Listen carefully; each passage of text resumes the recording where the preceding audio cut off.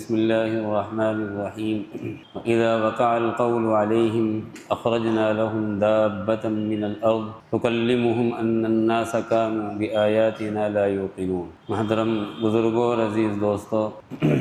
یہ سورہ نمل کی ایک چھوٹی سی آیت ہے جس میں اللہ رب العزت نے یہ بات بیان فرمائی ہے کہ جب لوگوں پر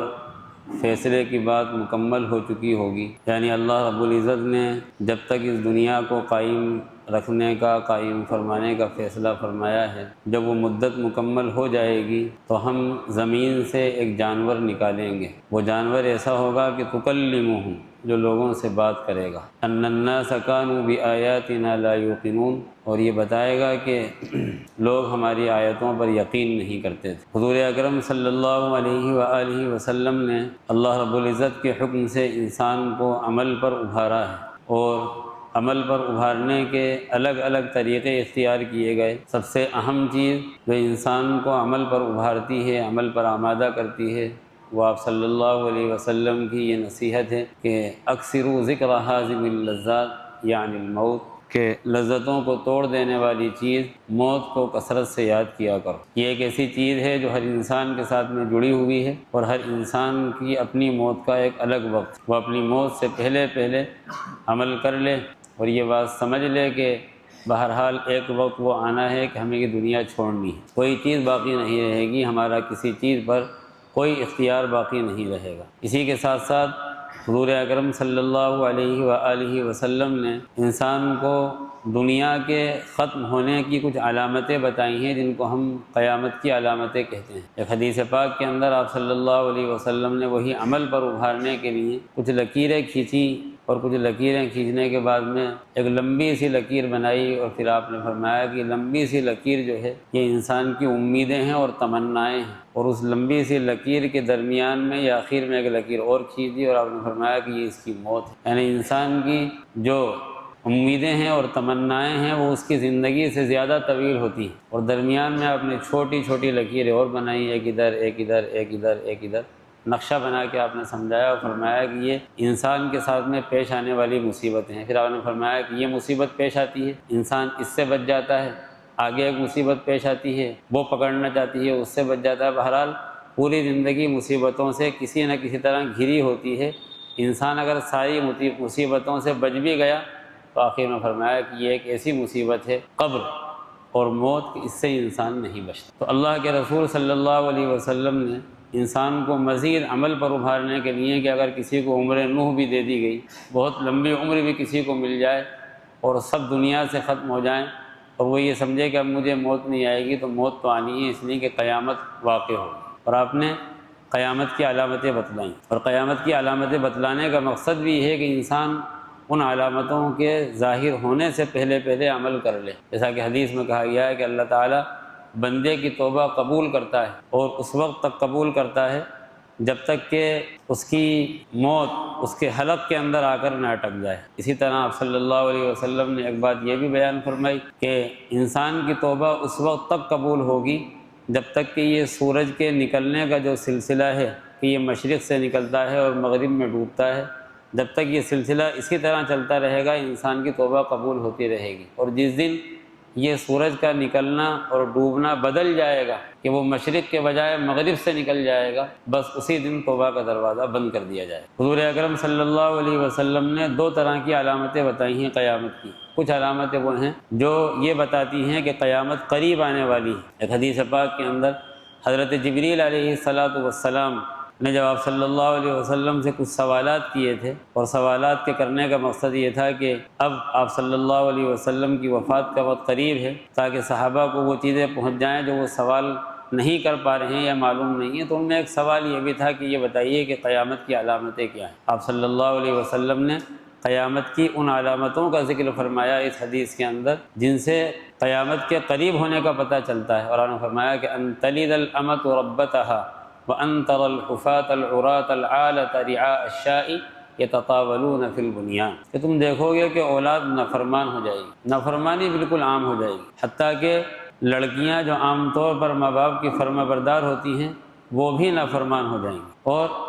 ننگے پیر رہنے والے ننگے سر گھومنے والے، ننگے بدن رہنے والے، یہ بے حیثیت جو لوگ ہوتے ہیں دنیا کے اندر، ان کی کوئی حیثیت نہیں ہوتی، یتطاولون فی البنیان، اونچی اونچی عمارتیں بنائیں گے، بلڈنگیں کھڑی کریں گے، تو سمجھ لینا کہ اب قیامت آنے والی، یعنی جب اللہ تعالیٰ ذلیلوں کو اونچا کر دے اور عزت دار لوگوں کو یا ایسے لوگوں کو جو اللہ کی نگاہ کے اندر بلند ہوتے ہیں، دنیا ان کو ذلیل سمجھنے لگے، تو سمجھ لینا کہ قیامت قریب۔ یہ قیامت کے قریب ہونے کی علامتیں، اور بھی بہت سی علامتیں ایسی جو ہیں قیامت کے قرب کی ہیں، آپ نے بیان فرمائی کہ شراب کا پینا عام ہو جائے گا، زنا بالکل عام ہو جائے گا، اور ہم دیکھتے ہیں کہ یہ جو علامتیں آپ صلی اللہ علیہ وسلم نے بیان فرمائی ہیں کہ نافرمانی کا عام ہونا، شراب کا عام طریقے پر پیا جانا، زنا کا عام ہو جانا بالکل عام ہو گیا ہے، اس سے معلوم ہوتا ہے کہ قیامت تو قریب ہے۔ بہرحال آپ صلی اللہ علیہ وسلم کی جب بعثت ہوئی تو اس وقت بھی قیامت قریب تھی، اور آپ نے فرمایا تھا کہ انا والساعۃ کہاتین، کہ جس طرح یہ انگلیاں ہیں دو، ان انگلیوں کے درمیان ذرا سا فاصلہ نظر آ رہا ہے، بس اتنا فاصلہ ہے میری بعثت کے بعد قیامت کے آنے میں۔ اور آپ صلی اللہ علیہ وسلم نے کچھ علامتیں وہ بیان فرمائی جن کے پیش آ جانے کے بعد انسان یہ سمجھ لے، اگر اللہ نے اس کو عمر دی ہے، کہ بس اب قیامت آ چکی ہے، اب ذرہ برابر بھی غفلت برتنے کا موقع نہیں ہے۔ انہی علامتوں میں سے ایک علامت اس آیت شریفہ کے اندر ذکر کی گئی جو میں نے ابھی پڑھی، کہ اللہ تعالیٰ فرماتے ہیں کہ جب فیصلہ مکمل ہو چکے گا ہمارا، اذا وقع القول علیہم، لوگوں کے تعلق سے فیصلے کی بات مکمل ہو جائے گی، اخرجنا لهم دابۃ من الارض، تو ہم زمین سے ایک ایسا جانور نکالیں گے، تکلمہم، جو لوگوں سے بات کرے گا، اور یہ کہے گا کہ لوگ ہماری آیتوں پر یقین نہیں کرتے تھے، بات چیت کرے گا۔ بعض حدیثوں سے معلوم ہوتا ہے کہ وہ جانور بات چیت ہی نہیں کرے گا، بلکہ ایمان والوں کی پیشانیوں پر ایمان اور کافروں کی پیشانیوں پر کافر لکھ دے گا، گویا کہ ایمان اور کفر کا فرق بالکل ظاہر ہو جائے گا اس وقت۔ اور بھی بہت سی علامتیں، ایک حدیث کے اندر 7 علامتیں آپ صلی اللہ علیہ وسلم نے ایسی بیان فرمائی جو بالکل قیامت کے قرب کو بتائیں گی اور قیامت کے وقوع کو بتائیں گے۔ ان میں سے ایک یہ کہ دھواں عام ہو جائے گا، دھواں اٹھے گا ایک آسمان کے اوپر، دھواں ہی دھواں آسمان پر نظر آئے گا، یہ بھی بالکل قیامت کے قریب کی ایک علامت۔ ایک آگ نکلے گی جو لوگوں کو میدان حشر کی طرف ہھکائے گی، عدن کی جانب سے ایک آگ اٹھے گی۔ ابھی کچھ دن پہلے امریکہ میں آگ لگی تو لوگ کہہ رہے تھے آگ نکل گئی، بس وہ تو کوئی چیز ظاہر ہو جائے تو لوگ کہتے ہیں بس قیامت آنے والی، عمل نہیں کرے گا انسان، علامتیں تلاش کر رہا ہے۔ وہ انسان کی کمزوری ہے کہ وہ علامتیں تلاش کرتا ہے، عمل نہیں کرتا۔ آگ دکھ رہی ہے تو عمل کرے، مسجدوں میں نظر آئے، تلاوت کے اندر نظر آئے، ذکر کے اندر نظر آئے، اس پہ نہیں آئے گا، وہ نظر آ رہا ہے کہتا ہوگا کہ آگ نکل گئی ہے بس، اور اس پہ بحثیں کر رہا ہے بلا وجہ۔ عدن سے آگ نکلے گی جو لوگوں کو میدان حشر کی طرف ہھکا کر لے جائے گی۔ یاجوج ماجوج ظاہر ہوں گے جن کی بڑی تعداد ہے، اور ایسی تعداد ہے کہ ان کے نکلنے کے بعد میں کفر ہی کفر نظر آئے گا۔ اور آپ صلی اللہ علیہ وسلم نے ایک حدیث پاک کے اندر مثال بیان فرمائی کہ تمہاری، یعنی ایمان والوں سے فرمایا تھا کہ تمہاری اور کافروں کی مثال ایسی ہے جیسے کہ ایک سیاہ بیل ہو اور اس میں چند سفید بال ہوں، جو چند سفید بال ہے نا وہ تم ہو۔ یا پھر آپ نے یہ فرمایا حدیث پاک کے اندر کہ سفید بیل ہو اور اس میں چند سیاہ بال ہوں، تو چند سیاہ بال جو ہوں ان کی حیثیت تمہاری، یعنی یہ کفر ہے پورا۔ تو یہ کب ہوگا؟ جبکہ یاجوج ماجوج ایک بڑی تعداد، جتنا کفر نظر آ رہا ہے اس سے کہیں بڑی تعداد کے اندر یاجوج ماجوج ہیں، جو کہ ذوالقرنین کے ذریعے قید کر دیے گئے ہیں۔ 16ویں پارے کے اندر اس کا ذکر آیا تھا کہ ذوالقرنین نے شیشے کی دیوار لگا کر ان کو قید کر دیا ہے، اور اللہ کی طرف سے جب تک ان کو حکم نہیں ہوگا وہ نکل نہیں سکتے ہیں، حالانکہ بڑی طاقتور قوم ہے، لیکن جب وہ نکلیں گے تو پوری دنیا کے اندر ہلچل مچا کے رکھ دیں۔ دجال کا ظہور ہوگا۔ یہ سب وہ علامتیں ہیں جو یہ بتاتی ہیں کہ ان کے آنے سے پہلے انسان جو ہے عمل کر لے۔ اور آپ صلی اللہ علیہ وسلم نے ایک حدیث کے اندر فرمایا تھا کہ بھئی کچھ چیزیں ایسی ہیں کہ ان کے ظاہر ہونے سے پہلے عمل کر لو، اور پھر سب چیزیں آپ نے بیان فرمایا، اور آخر میں فرمایا کہ اگر تم سب چیزوں سے بچ کر نکل بھی گئے تو قیامت سے بچ نہیں سکتے۔ والساعۃ ادھیٰ وامر، اور قیامت تو ایک ایسی چیز ہے جو اچانک آ جانے والی ہے اور اتنی کڑوی کسیلی ہے کہ انسان برداشت نہیں کر سکتا۔ یا ایھا الناس اتقوا ربکم ان زلزلۃ الساعۃ شیء عظیم یوم ترونها تذهل كل مرضعة عما ارضعت وتضع كل ذات حمل حملها وترى الناس سکارى وما هم بسکارى ولكن عذاب اللہ شدید۔ اے لوگوں اس بڑے دن سے ڈرو جس دن کا جھٹکا بڑا خطرناک ہوگا، اور جو ایسا دن ہوگا کہ لوگ ایک دوسرے کو یہ دیکھیں گے کہ نشے کے اندر ہیں،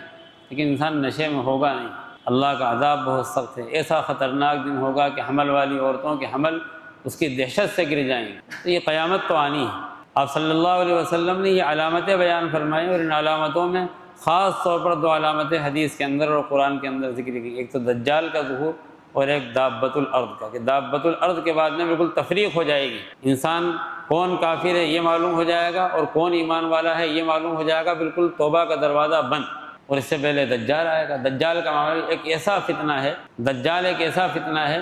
کہ ہر نبی نے اس فتنے سے پناہ مانگی، اور ہر نبی نے اپنی امت کو اس فتنے سے ڈرایا ہے۔ آپ صلی اللہ علیہ وسلم نے بھی ڈرایا اس فتنے سے، اور دجال کی پیدائش تو بہت پہلے ہو چکی ہے۔ آپ صلی اللہ علیہ وآلہ وسلم کی حیات طیبہ کے اندر حضرت تمیم داری جو اسلام نہیں لائے تھے، ایک سمندری سفر پہ تھے، جہاز ٹوٹ گیا تھا، اور پھر وہ ایک پٹرے کے سہارے ایک جزیرے پر پہنچ گئے تھے۔ جزیرے پر پہنچنے کے بعد میں ان کی وہاں پر کسی سے ملاقات ہوتی ہے، اور وہ دیکھتے ہیں کہ وہ زنجیروں کے اندر جکڑا ہوا ہے۔ کچھ سوالات وہ کرتا ہے، آپ صلی اللہ علیہ وسلم کے بارے میں پوچھتا ہے، تو اپنی زنجیروں کو دیکھ کر خوش ہونے لگتا ہے۔ وہ پوچھتے ہیں کہ تم خوش کیوں ہو رہے ہو؟ کہتا ہے اب کھلنے والی ہیں، نبی آخر الزماں آ چکے ہیں، اب یہ کھلنے والی ہیں۔ یہ 1450 سال، 1500 سال پہلے کا واقعہ ہے، تو وہ پیدا ہو چکا ہے اسی وقت۔ اور پھر جب وہ آئے، مدینے واپس آئے، حالانکہ وہ ایمان نہیں لائے تھے، تو آپ صلی اللہ علیہ وآلہ وسلم نے ان کو باقاعدہ مسجد نبوی کے اندر بلوایا اور ان سے یہ قصہ سارے صحابہ کو سنوایا، اور پھر وہ ایمان لائے۔ حضرت تمیم داری رضی اللہ تعالیٰ عنہ کے ذریعے دجال کا پتہ چلتا ہے کہ دجال تو ظاہر ہو چکا ہے۔ تو یہ دجال جب آئے گا، یہ ایک ایسا فتنہ ہوگا کہ جس کو اندھا اور بہرا کہا گیا ہے، بالکل کہ انسان بالکل بس آنکھیں بند کر کے اس کے پیچھے ہو لے گا، کچھ سمجھ میں نہیں آئے گا اس کے۔ اس لیے انسان اللہ سے بس خیر مانگے، عافیت مانگے، وہ اللہ جس کو بچائے گا وہ بچے گا، ورنہ انسان بچ نہیں سکتا۔ حدیث میں آتا ہے کہ ایمان سمٹ سمٹا کر بالکل مدینے کے اندر آ جائے گا، جزیرۃ العرب کے اندر آ جائے گا، ہر طرف کفر ہی کفر ہوگا۔ اللہ نے ایسی طاقت دی ہوگی اس کو کہ وہ جہاں چاہے گا بارشیں برسائے گا، جہاں چاہے گا خوشحالی ہوگی، جہاں چاہے گا سوکھا پڑے گا، جس کو چاہے گا مارے گا، جس کو چاہے گا زندہ کرے گا، ایسی قدرت دی ہوگی اللہ نے۔ لیکن جو ایمان والے ہوں گے ان پر کوئی اثر نہیں ہوگا اس کا، جو کافر ہوں گے وہ اس کے چنگل کے اندر آ جائیں۔ جب دجال کا ظہور ہوگا تو دجال کو ہر عام آدمی قتل بھی نہیں کر سکتا ہے۔ دجالی کے ظہور کے زمانے کے اندر ہے تو امام مہدی ظاہر ہوں گے، امام مہدی جو کہ نبی اکرم صلی اللہ علیہ وآلہ وسلم کے خاندان مبارک سے ہوں گے۔ ان کا نام بھی محمد ہوگا، ان کی والدہ ماجدہ کا نام آمنہ ہوگا، ان کے والد محترم کا نام عبداللہ ہوگا۔ اور جب اللہ تعالیٰ ان کو پیدا فرمائے گا تو ظاہر ہے کہ پیدا ہوتے ہی تو کوئی بچہ معلوم ہو نہیں جاتا ہے، جب اپنی طبعی عمر کو پہنچ جائیں گے تو طبعی عمر کو پہنچنے کے بعد میں ان کا ظہور ہوگا اور وہ بتائیں گے کہ مہدی ہوں، لوگ ان کو تسلیم کریں گے۔ اب ایک فتنہ یہ بھی ہو گیا کہ ہر ایک انسان جو ہے وہ مہدی کو تلاش کر رہا ہے کہ مہدی آ چکے ہیں، کسی کو کوئی بھی مہدی کہہ دیتا ہے۔ تو میں نے جیسا کہ عرض کیا کہ کسی چیز کو ہمیں تلاش کرنے کی ضرورت نہیں ہے، جو چیز اللہ تعالیٰ نے ظاہر کرنی چاہی وہ کر دی، اور جس کو ظاہر کرنے کا اللہ تعالیٰ نے ارادہ فرما رکھا ہے یا اشارہ بتلا رکھا ہے وہ ظاہر ہو جائے گی اپنے وقت پر، انسان تو عمل کرے۔ حضرت امام مہدی کے ظاہر ہو جانے سے ہمارے ایمان میں کوئی قوت نہیں آ جائے گی، یا حضرت امام مہدی کے ظاہر ہونے کے بعد میں اس بات کی کوئی گارنٹی نہیں ہے کہ ہم اسلام پر مر جائیں گے، یا دجال کے ظاہر ہو جانے کے بعد میں اس سے کوئی گارنٹی تھوڑی ہے کہ ہم کفر پر مریں گے، یا حضرت عیسیٰ کے ظاہر ہونے کے بعد میں اس کی کوئی گارنٹی نہیں ہے کہ اسلام ہوگا تو ہماری اسلام پر موت ہوگی۔ اسلام پر موت تو عمل سے آتی ہے، انسان اپنی زندگی کو بہتر بنانے کی فکر کرے، ان علامتوں کے چکر میں نہ پڑے۔ کسی کو کسی وقت بھی کیا بتا دیا، کسی کو مہدی بتا دیا، کسی کو عیسیٰ بتا دیا، یہ سب بیکار کی باتیں۔ حضرت امام مہدی آئیں گے، آنے کے بعد کے اندر وہ مقابلہ کرتے رہیں گے، لیکن اس مقابلے کے اندر اللہ رب العزت نے یہ طے فرما رکھا کہ دجال کا قتل حضرت عیسیٰ علیہ السلام کے ذریعے ہوگا، جن کو اللہ تعالیٰ نے آسمانوں پر اٹھا لیا۔ جب یہودیوں نے ان کے خلاف سازش کرنی چاہی تو اللہ تعالیٰ نے ان کو آسمانوں پر اٹھا لیا، اور آسمانوں پر اٹھانے کے بعد کے اندر اب جب اللہ تعالیٰ چاہے گا وہ ظاہر ہوں گے۔ لڑائی ہوتے ہوئے دمشق کی جامع مسجد کے اندر حضرت امام مہدی اپنے تمام ساتھیوں کے ساتھ میں محصور ہو جائیں گے، دمشق کی جامع مسجد کے دروازے بند کر لیے جائیں گے، اور بس انتظار ہوگا کہ حضرت عیسیٰ علیہ السلام کب ظاہر ہوتے ہیں۔ ایک دن فجر کی نماز کے وقت بالکل جب جماعت کھڑی ہونے کے قریب ہوگا، اس وقت اللہ رب العزت کی طرف سے حضرت عیسیٰ علیہ السلام کا ظہور ہوگا۔ دمشق کی جامع مسجد کے مشرقی منارے پر دو فرشتوں کا سہارا لیتے ہوئے آسمان سے حضرت امام حضرت عیسیٰ علیہ السلام اتریں گے۔ یہ بالکل کہانی لگتی ہے۔ اگر اللہ نے حضور اکرم صلی اللہ علیہ وسلم کے ذریعے ان چیزوں کی حقیقت نہ بیان کی ہوتی ہے تو انسان ان کو کہانیاں سمجھتا اور قصے سمجھتا، ناول کی کتاب سمجھتا، لیکن یہ حقیقت ہے، یہ ہو کر رہے گا کہ آسمان سے حضرت عیسیٰ کا نزول ہو، اور اس طرح آئیں گے کہ پانی کے قطرے ڈاڑی سے ٹپک رہے ہوں گے، باوضو ہوں گے، دمشق کی جامع مسجد میں تشریف لائیں گے، نماز کا وقت قریب ہو چکا ہوگا، اور پھر آپس کے اندر یہ بات کہی جائے گی، حضرت مہدی کہیں گے کہ آپ نماز پڑھا دیجیے، وہ کہیں گے آپ پڑھا دیجیے، لیکن وہ ایسا مبارک موقع ہوگا اور ایسی مبارک صبح ہوگی کہ حضرت عیسیٰ کی امامت کے اندر اس دن فجر کی نماز ہوگی دمشق کی جامع مسجد کے اندر۔ فجر کی نماز کے بعد میں دمشق کی جامع مسجد کے دروازے کھول دیے جائیں گے، دجال سے مقابلہ ہوگا، حضرت عیسیٰ دجال کو قتل کریں گے، پھر سور کو قتل کریں گے، سور کا خاتمہ ہوگا دنیا سے، دجال کا خاتمہ ہوگا، سور کا خاتمہ ہوگا۔ اس کے بعد کے اندر 40 سال تک اللہ تعالیٰ اسلامی حکومت قائم فرمائے گا، جس میں امن و امان قائم ہوگا، جس کے اندر عدل قائم ہوگا، جس کے اندر انصاف قائم ہوگا، حق والوں کو حق ملے گا، ظالموں کو شکست ہوگی۔ حضرت مہدی کا انتقال پہلے ہو جائے گا، یعنی یہ واقعہ پیش آنے کے 7 سال بعد، اور حضرت عیسیٰ حیات رہیں گے، 40 سال کے بعد میں ان کی وفات ہوگی، اور بعض روایات کے مطابق ان کی تدفین آپ صلی اللہ علیہ وسلم کے حجرہ مبارکہ کے اندر۔ حضرت عیسیٰ علیہ السلام کے نازل ہو جانے کے بعد جو حالات قابو میں آئیں گے، 40 سال جو حالات قابو میں رہیں گے،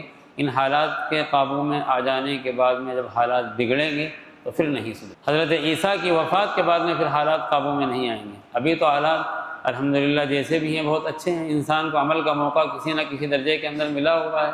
اور پتہ نہیں کب اللہ تعالیٰ ظاہر فرمائے گا، دنیا کی کتنی مدت ابھی باقی ہے اللہ کی نگاہ کے اندر وہ اللہ ہی جانتا ہے، لیکن ابھی تو حالات کروٹ لیتے رہیں گے۔ تلک الایام نداولها بین الناس، کبھی پلہ ہمارا بھاری، کبھی ان کا بھاری، کبھی ہماری جیت، کبھی ان کی ہار، کبھی ہماری ہار، کبھی ان کی جیت، یہ چلتا رہے گا یہ نظام، ستیزہ کار رہا ہے ازل سے تا امروز، یعنی لڑائیاں چل رہی ہیں مسلسل، کبھی حق کی جیت ہوتی ہے، کبھی باطل غالب آتا ہے، لیکن ان الباطل کان زہوقا، اللہ تعالیٰ نے یہ بات لکھ دی ہے کہ باطل تو مٹ کے رہے گا اگر اسلام کے ماننے والے اپنے آپ کو مسلمان بنا کر رہیں۔ اللہ رب العزت نے حضور اکرم صلی اللہ علیہ وسلم کی زبانی یہ علامتیں بیان فرمائی ہیں، اور سب سے آخری علامت جو ہے وہ یہ ہے کہ سورج مغرب سے طلوع ہوگا، سورج مغرب سے طلوع ہوگا۔ حدیث شریف کے اندر آتا ہے کہ جب سورج غروب ہوتا ہے تو غروب ہوتا ہے ایک ایسے دروازے پر جو بہت بڑا دروازہ ہے، اور حدیث شریف کے اندر اس دروازے کی مثال یہ دی گئی کہ اس کی چوڑائی ایک چوکھٹ سے لے کے دوسری چوکھٹ تک اتنی ہے کہ ایک گھڑ سوار 70 سال تک چلتا رہے، ایسی اس کی چوڑائی ہے۔ اس دروازے کے اندر وہ داخل ہوتا ہے سورج، اللہ رب العزت کو سجدہ کرتا ہے، پھر اللہ تعالیٰ کی طرف سے اس کو نکلنے کی اجازت ہوتی ہے، اور دوسرے دن طلوع ہوتا ہے۔ یہ ایسا ہی نظام نہیں ہے کہ والشمس تجری لمستقر لہا، وہ چل رہا ہے سورج، آ رہا ہے اور جا رہا ہے، ایسا نہیں ہے، نکلتا ہے تو اللہ کے حکم سے، اور ڈوبتا ہے تو اللہ کے سجدے میں جاتا ہے، اور اس کے بعد میں سجدہ کر کے دوبارہ نکلتا ہے۔ لیکن جب یہ مدت پوری ہو جائے گی، اس کی جو مدت بیان کی گئی ہے کہ یہ مدت اس کی پوری ہو گئی، چاند کے نکلنے کی مدت، سورج کے چلنے کی مدت جب پوری ہو جائے گی، اور جب یہ اللہ کے حضور کے اندر سجدہ کرنا چاہے گا تو اللہ کہے گا کہ ارجعی، لوٹ جا، جہاں سے آیا ہے وہیں سے لوٹ جا،